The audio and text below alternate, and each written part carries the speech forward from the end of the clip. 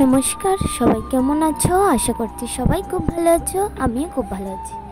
তো আজকে দেখতে পাচ্ছ আমাদের আসামের বিখ্যাত সবথেকে বড় নামকরা আসামের জয় যাকে বলে, যাকে দেখে সবার প্রেরণা গানের, যাকে দেখলে মনে হবে যে কাজটা পারবে না তারও ইচ্ছে যাবে ওই কাজটা করার। তো উনি হলেন জুবেন গর। তো ওনার খুব বড় গায়ক আমাদের আসামের। তো উনি মারা গেছেন ঠিক পুজোর কদিন আগেই। খুব খারাপ একটা খবর, যার মৃত্যুতে পুরো আসামবাসী কান্না করেছে, একদম ছোট থেকে বড় সবাই। আর যারা গায়ক, যারা ওনাদের সাথে কাজ করেছেন তারাও কান্না করেছেন প্রচণ্ড। তো ওনার গান আমাদের সবারই, মানে পুরো ইন্ডিয়ার মধ্যে সবারই কম বেশি জানা আছে। পুরো ভারতবর্ষে কেউ নেই যে ওনার গান শুনেনি। উনি অনেক রকমের গান গেয়েছেন। তো পুজো যেখানেই আমি প্যান্ডেলে গেছি, মোটামুটি ওনাকে সবাই সম্মান জানিয়েছে। উনি মারা গেলে কি হয়েছে, কিন্তু উনি এমন কাজ করে গেছেন যে সব জায়গায় ওনাকে এমনভাবে সম্মান জানানো হচ্ছে। তো যাই হোক, আমরা গেছিলাম পুজো দেখতে, তখনই গিয়ে দেখি ওনার ছবি সামনেই। তো যেখানেই যাচ্ছি সেখানেই ওনার ছবি দেখছি, আর সবাই শ্রদ্ধাঞ্জলি জানাচ্ছে। তো আমার যদি কিছু কথা ভুল হয়ে থাকে তো আপনারা ক্ষমা করে দেবেন, কারণ আমি এত গুছিয়ে কথা বলতে পারি না। আর আমি যেমন কথা বলি সবসময় আমি সেভাবেই কথা বলছি। তো আমার যদি কিছু ভুল হয়ে থাকে আপনারা অবশ্যই কমেন্টে জানাতে পারেন। তো ভিডিওটা শেষ পর্যন্ত দেখো, আশা করি খুব ভালো লাগবে।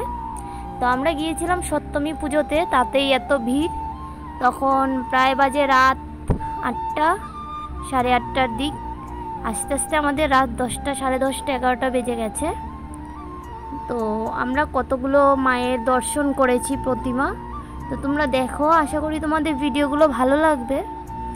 আর আমি ঠিকঠাক করে এডিটও করতে পারিনি, কারণ এইটা ছিল আমাদের প্রথম প্রতিমা, যেইটা ছিল পুরো প্রতিমার মধ্যে ডিজাইন করা ছিল তার প্যান্ডেলের খড় দিয়ে, তার সাথে লাল কাপড়ের ময়ূরের ছোলার। আর ছিল আমাদের বাঙালির ঘরে ঘরে, বাঙালি বলো অবাঙালি বলো, সবার ঘরে ঘরে যেই জিনিসটা থাকে সেটা হলো টুকরি আর কুলো। যেইটা আমাদের ঘরের লক্ষ্মী হলো কুলো, আর টুকরি দিয়ে তো আমাদের সবজি টবজি রাখা হয়, বা যাদের ঝুড়ি, কেউ বলে ঝুড়ি, আমরা বলি টুকরি।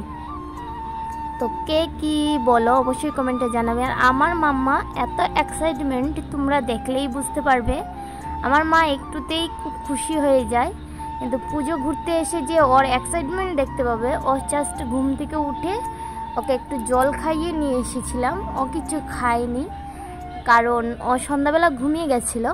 ঘুম থেকে উঠে জানলার দিকে তাকাচ্ছিল। তো আমাদের পুজো ঘোরার কোনো ইচ্ছেই ছিল না, বাট মাম্মামের যখনই দেখলাম জানলার দিকে ঘুরে ঘুরে তাকাচ্ছে, তখনই এলাম। আর আসার পর যে এত সুন্দর একটা আয়োজন করেছে পুজোর মধ্যে, দেখতেই মন চায় দাঁড়িয়ে দাঁড়িয়ে, কিন্তু যেহেতু ও ছোট্ট তাই পারলাম না বেশিক্ষণ দাঁড়িয়ে থাকতে।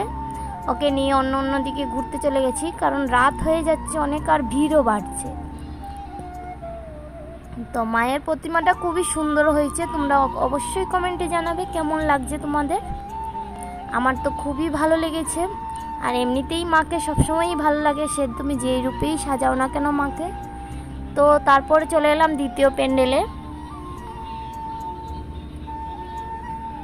যেখানে আমার মাম্মামকে এই যে আঙ্কেলরা সুন্দর হয়ে সাজিয়েছে, সে যে দাঁড়িয়ে আছে। তো আমি আমার মাকে বললাম যে দেখো, আঙ্কেলরা তোমার সাথে হাই করছে, তুমিও হাই করো। কিন্তু ও তো কিছুতেই করবে না, কারণ ও ফার্স্ট টাইম দেখেছে।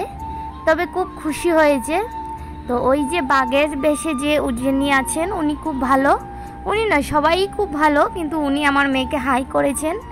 তো আমার মেয়ে কিন্তু করেনি, দেখছে আনন্দ পাচ্ছে, বাট করেনি। তো যখনই বেশি দুষ্টুমি করছে, মন্দিরে মন্দিরে একটু একটু করে প্রসাদ দিয়েছিল, আর সেই প্রসাদটাই আমি আমার মেয়ের মুখে দিয়ে দিই। তো এইটা ছিল দ্বিতীয় প্যান্ডেল। তো আর মানে দুষ্টুমিটা কম করে, তো দেখতেই পাচ্ছ ও কোলে থাকবে না, ও খেলবে। তো সবাই ওর দিকে তাকিয়ে আছে। নিজেকে তো মানে কি বলবো, মেয়ের আনন্দ দেখে নিজেকে আর ধরে রাখতে পারিনি। তো মেয়েকে বলছি খেলো, তো এত লোকের মাঝখানে কখন ধাক্কাধুক্কি লেগে যাবে, যার জন্য ওর পাপাও ভিডিও করছিল। আমি বলছি ভিডিওটা করা বন্ধ করে দাও, মামার দিকে তাকাও। তো ওইখানে দেখতেই পাচ্ছ তোমরা ভিডিওর মধ্যে ওই আন্টিগুলো কি সুন্দর মানে আমার মেয়ের দিকে তাকিয়ে তাকিয়ে কথা বলছিল, কি বলছিল জানি না। তো দ্বিতীয় প্যান্ডেল শেষ করে এই এলাম তৃতীয় প্যান্ডেলে, যেইটার মধ্যে আমাদের জুবিন গায়ক, যার কথা বলতে এসেও বলতে পারি না, যিনি এত বিখ্যাত, ওনাকে কি বলবো, কিছু বলার নেই। ওনাকে নমস্কার, শ্রদ্ধা আমার তরফ থেকে। শ্রদ্ধা তো করারই কথা, কারণ উনি যা করেছেন তার কোনো তুলনা হয় না।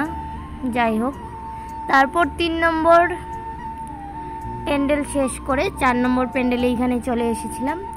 তো এইটা ছিল গৌরাঙ্গ মন্দির, যেখানে মায়ের পুজো করা হচ্ছিল। তো একদম তোমার শ্মশানের সামনে পেয়েছিলাম, বাট কোনো ব্যাপার নয়। দেখলাম অনেক বাচ্চা নিয়েও এসেছে, আর মায়ের কাছে এসেছি, কিছু হয়নি।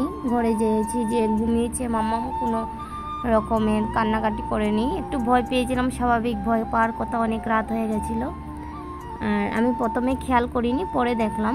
যাই হোক, তো অনেক বাচ্চা নিয়ে এসেছে লোক, আর প্রচুর মন্দিরে আমরা আসা মাত্র মানে দেখলাম মন্দিরে এত মানুষ হয়ে গেছে, কিছুক্ষণের মধ্যে পুরো মন্দিরটা পুরো মানে পা ফেলানোর জায়গা নেই। যেহেতু রাত বাড়ছে, লোকও আসবে, দূর দূর থেকেও ঠাকুর দেখতে আসবে, মানুষ তো আর সন্ধ্যাবেলা বেরাবে না। আর আমাদের যেহেতু বাচ্চা আছে, তো ওহেতু আমাদেরকে বেরাতে হয়। তো তোমরা দেখতেই পাচ্ছ, আমরা যেখানেই যাই না কেন আমার মাম্মাম নামার জন্য রেডি। তো এই যে ওয়াটারফলটা আমার খুব ভালো লেগেছে, জলের এত সুন্দর করে জলটা পড়ছে ঝুরঝুর ঝুরঝুর করে, খুব ভালো লাগছে। তো এইটা আমাদের 5 নম্বর মন্দির ছিল, যেটা ছিল মিশন স্বামী বিবেকানন্দের মিশন এইটা।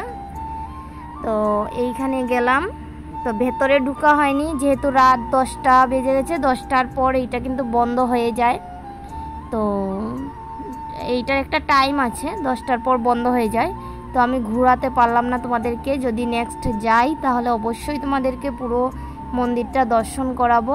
আর এইটা ছিল আমাদের ঘরের কাছেই মন্দিরটা, যেইটার মধ্যে আমরা গিয়েছিলাম লাস্ট ছিল এইটা।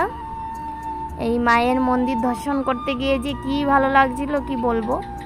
বিশেষ করে আমার মেয়ের খেলা দেখো তোমরা, মন্দির চত্বরে এত ভালো খেলা করছে যে নিয়ে যেতে ইচ্ছা হয়নি। প্রথম তো আমরা বেরিয়ে গেছিলাম, মন্দিরে ঢুকবো না ভাবছি, বলছি অনেক জায়গা থেকে এসেছি, আর মা তো সব জায়গায় সমান। পরে আমার মাম্মাম দেখি আর কথাই বলছে না গাড়িয়ে যেতে যেতে। তো তারপর ওর পাপাকে বললাম তাহলে গাড়িটা ঘুরাও, একটু নিয়ে আসি। বিশ্বাস করবে না, গাড়িটা শুধু থামিয়েছে, আমার মেয়ের এত আনন্দ যে কি বলবো। তো ও এত দুষ্টুমি করছে, এত নাচছে, এত খেলছে, আনন্দ করছে, তো ভয় লাগছিল আমাকে পরে টরে যাবে নাকি। তো আমরা লাস্ট এখানে খেয়ে নিলাম। তোমাদের দাদাভাই ফালুদা অর্ডার করেছিল এখানে, তো তোমাদের দাদাভাই পরীকে খাইয়ে দিয়েছে, আর আমাকেও একটু খাইয়ে দিয়েছে, নিজেও একটু খেয়েছে। তো ফালুদাটা এত ভালো ছিল কি বলবো, তোমাদেরকে রিভিউ অনেক দিব অবশ্যই। আর এত ভালো ছিল, আমি প্রথম বলছি এত দাম আর খাবো না, তারপর দেখি না বেশ ভালো, যদিও টাকাটা একটু বেশি, বাট খেতে একটুকু মনেও হয়নি যে টাকাটা দিয়ে খেয়েছিলাম, মনে কষ্ট হয়নি। জিনিসটা এত ভালো ছিল, এত ভালো ছিল। আর ফালুদাটা হাতে নিয়ে তোমাদের দাদাভাইয়ের মুখটা দেখতে পাচ্ছ কীরকম, তো খুব সুন্দরই ছিল এটা। আর বেশ কাজু টাজু দিয়ে কিশমিশ দিয়ে খুব ভালো ছিল খেতে, এত ভালো ছিল কি বলবো। তো এখানে খাওয়া টাওয়া শেষ করে তো মাঝখানে এখানে ফুচকাও দাঁড়িয়ে দাঁড়িয়ে খেয়েছিলাম। তো ফুচকা খাওয়ার সময় ভিডিও করিনি, আর যার কাছ থেকে আমরা ফুচকাটা খেয়েছিলাম বিশ্বাস করে এত সুন্দর, মানে আমি এতদিন ফুচকা খেয়েছি আমাদের এখানে আসার পর থেকে, ওনার মতন ফুচকা আমি কোথাও খাইনি। হয়তো জিনিসটা কম, কিন্তু তেঁতুল জল আর ফুচকার মানে কথা বলছি যে না, আমার জিভে জল এসে যাচ্ছে ওনার ফুচকার কথা ভাবলে। আজকে সন্ধ্যাবেলা মনে হয়েছিল একটু ফুচকা খাই ওনার কাছ থেকে গিয়ে, কিন্তু এত বৃষ্টি হয়েছিল আজকে অষ্টমীর দিনে, বলে বোঝাতে পারবো না। তো ভিডিওটা কেমন লাগলো অবশ্যই কমেন্টে জানাবেন।